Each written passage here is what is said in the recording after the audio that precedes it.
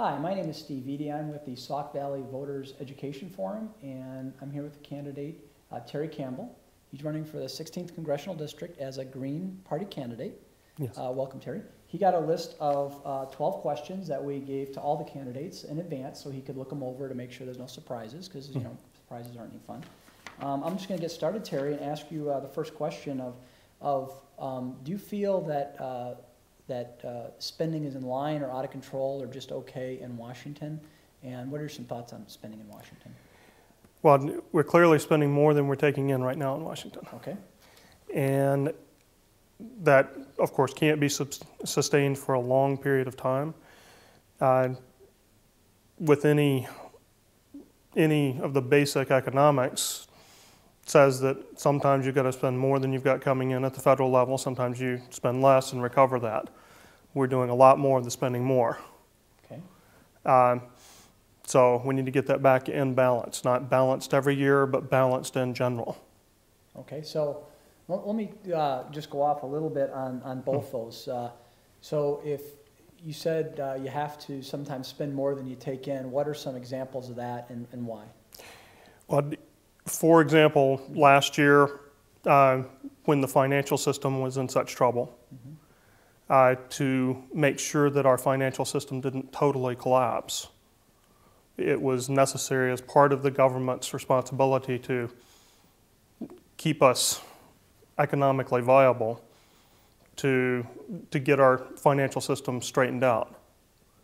So the idea of government spending to balance that, we needed to inject some money to keep things balanced. Okay, and then you mentioned about sometimes you actually spend less than you bring in. We haven't done that in a while, but we got there towards the end of the 90s. Yeah. And when things are going good, when the economy is in good shape, we need to make sure that we're paying off our debts. Just like American families generally have to balance their budgets, but we want to all go out and buy our house. So most of us take a mortgage to get the house. A lot of us will take a loan to get the car. But we got to pay it off. In the same way, as Americans, as our nation, we need to generally balance our budget.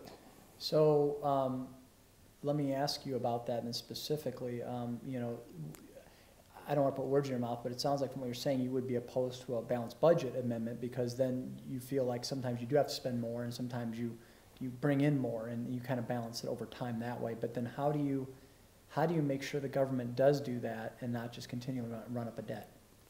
Well, just like with each of us individually, we have to maintain some balance where we're not paying so much in interest that it becomes beyond our means to do anything besides pay interest.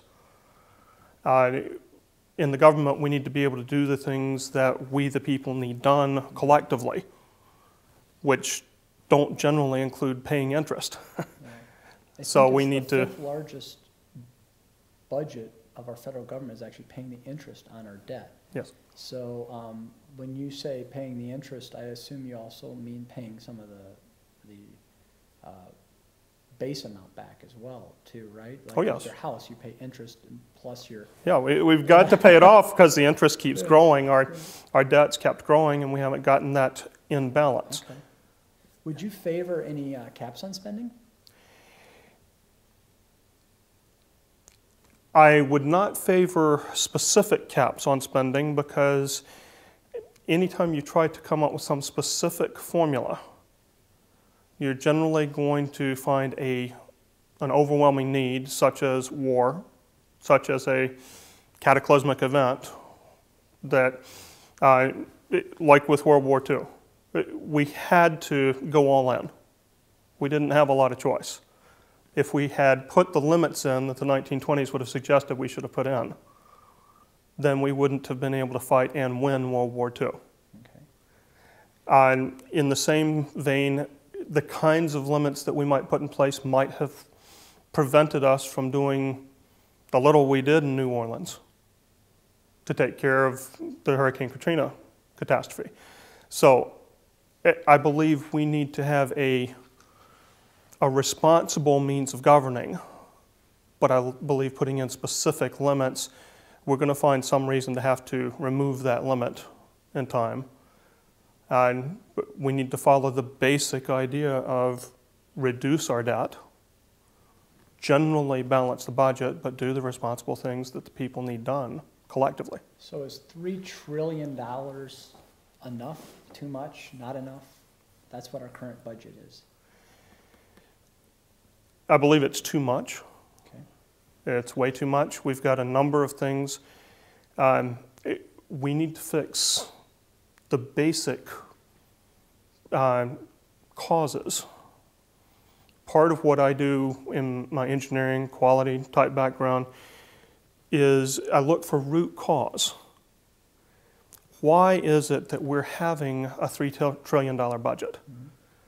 Two big reasons are that we clearly have a dependence in our economy on increasing debt, both personal and governmental debt.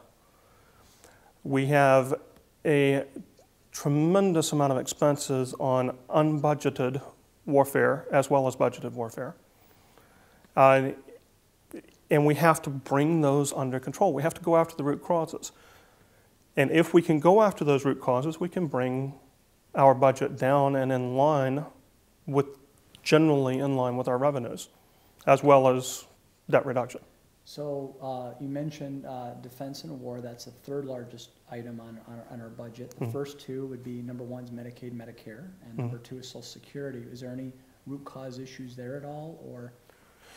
Well, root cause issues with the Medicare, Medicaid kind of thing is we are trying to do health care as a business instead of health care as the medical services that we, the people, generally think we all need.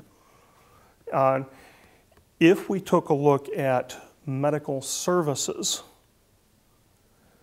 then and looked at the fact that most of us would generally agree that all people deserve some basic level of medical service, and that doctors and healthcare providers should be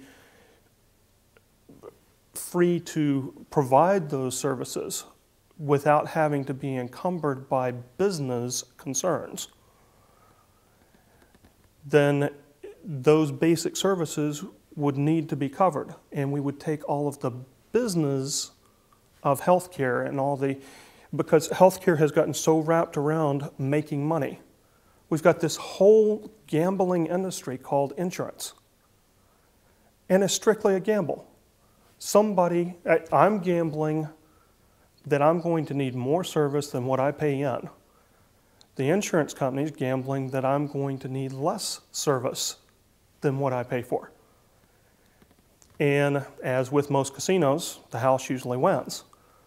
I think to the point, I think the average is 7% profit is what the average industry makes. But you're thinking that it's a gambling issue, and I'm actually getting into healthcare. I'm glad you went on healthcare because I'd like to ask a question on healthcare. I'd like to ask you what is right about our healthcare system, and what's wrong with our healthcare system, and what would you do if elected to?